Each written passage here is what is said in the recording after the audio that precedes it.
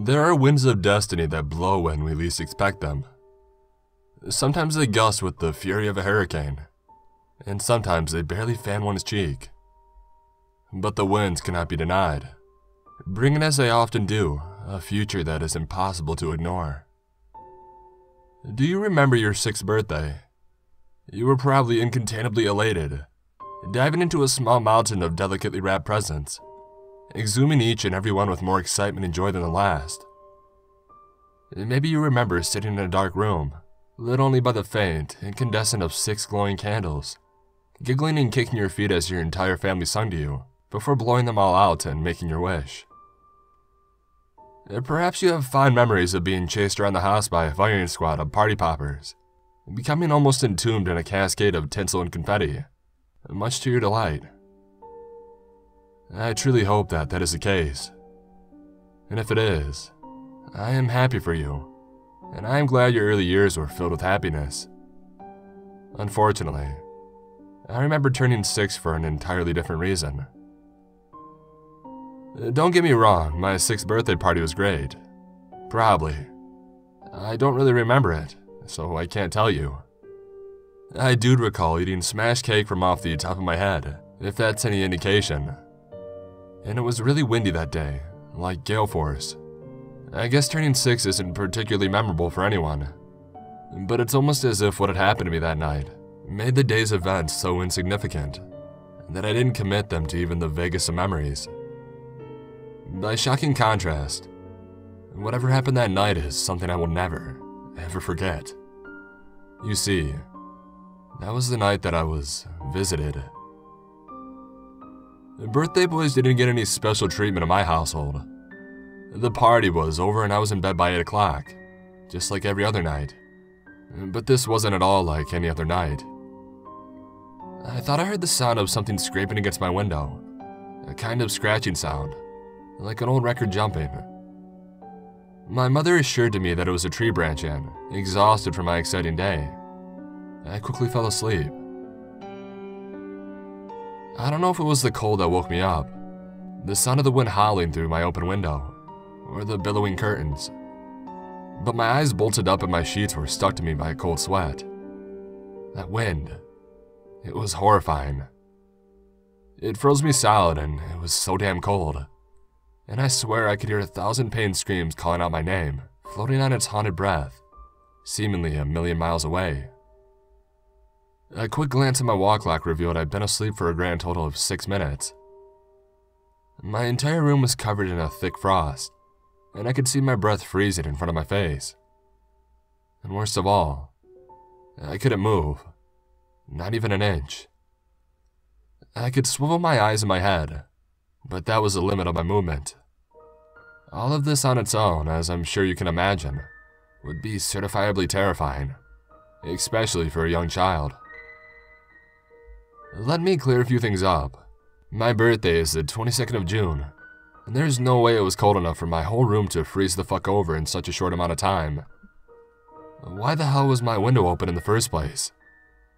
My mom drew the curtains every night and made sure my window was shut tight, and it could only be opened from the inside.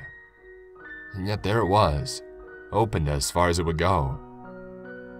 Nothing made sense and I was so petrified. I tried screaming, but I couldn't make a sound. I tried shutting my eyes as hard as I could, as if trying to wake from a bad dream, but this was very, very real. The frost, chilling me to the bone. It was all real.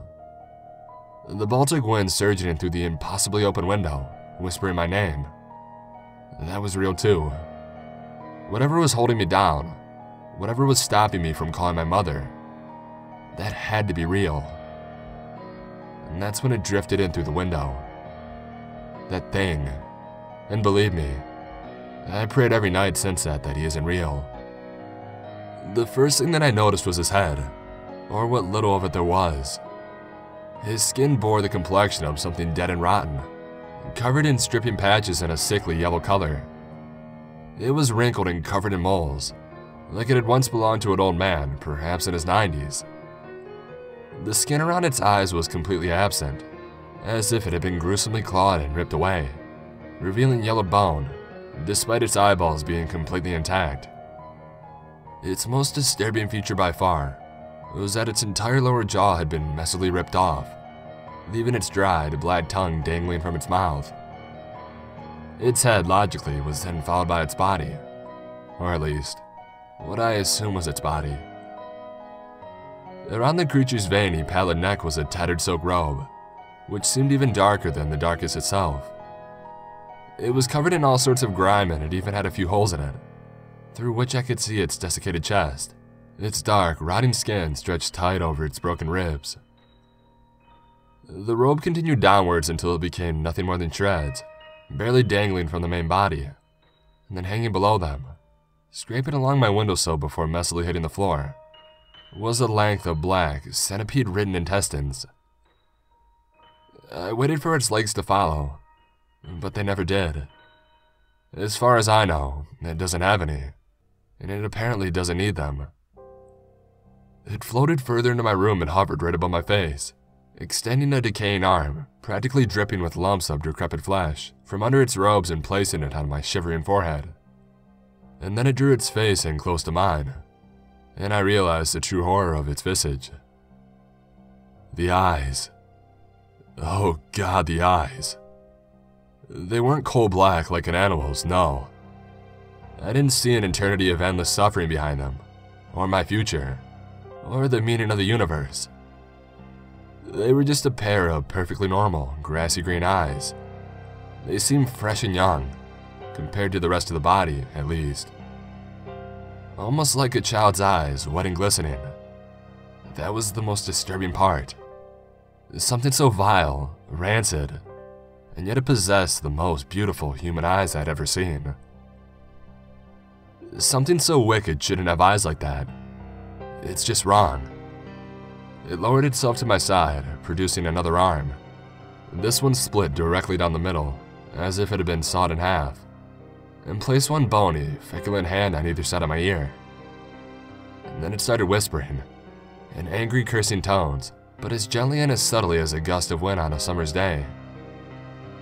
Even without a jaw, it could speak, likely in the same way it could move without legs, but I still smelled the sour stench of death on its breath as its ice-cold wheeze brushed against my ear.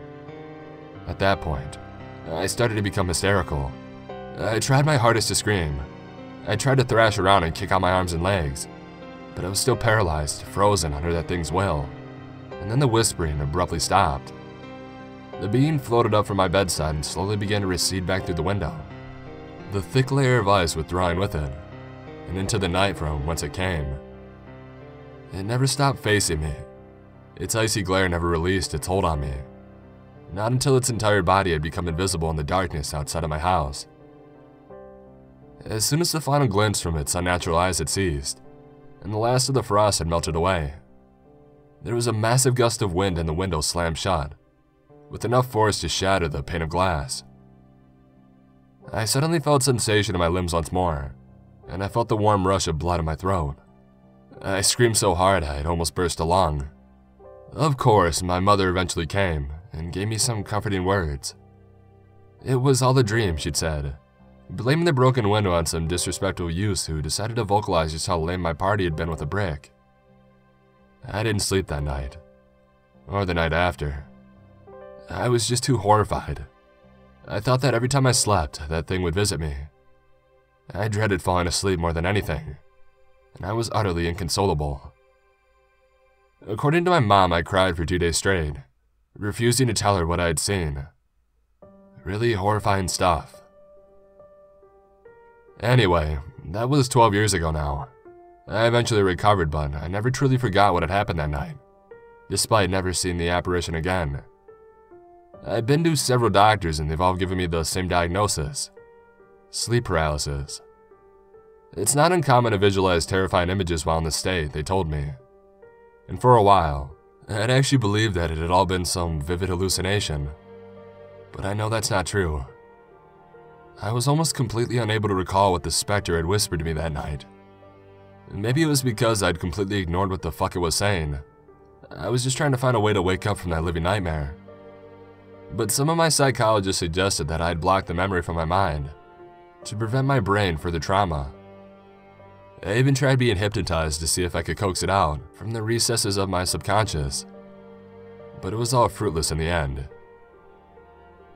That's the end of the story for more or less. I'm sorry it doesn't have a more satisfying conclusion, like the thing snatching my throat out and drinking my blood, and dragging me into the depths of hell. This is something that has seriously affected my life, and I hope that you can appreciate that this is something that, to me at least, is chilling to my very soul. There is one thing, however, that I must add. Admittedly, it is the reason I took to writing all this up in the first place. I just can't get it out of my head. When I woke up this morning, this chant, I guess, was ringing in my head, reverberating in my mind. I was practically singing it in the shower. Only when I stopped to actually listen to what I was saying did it strike me. I can't prove it, but I know where I've heard these words before. That fateful night, 12 years ago. Son of Earth, you are yet a child, and so, too frail for our embrace. The cloth pulled down over your eyes, the lips with which you suckle lies. We must snatch these sordid things away, for you to see the true light of day. Still too young, not ready yet, to join our most enlightened set. But when, dear boy, you are a man, and need no longer for your mother, we will come for you, my clan, and at long last, shall call you brother.